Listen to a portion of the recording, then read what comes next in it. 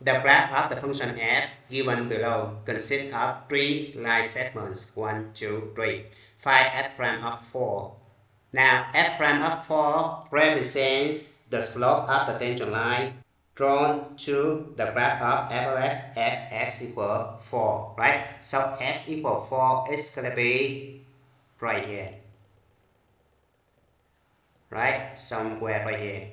And then we're going to use the formula m equals y2 minus y1 over s2 minus s1, right? So you have f prime of 4 equals y2, which means 13 right here, minus y1, which means 1 right here, over s2, which means 6, s1, which means 0, right? So we have 2 is the final answer.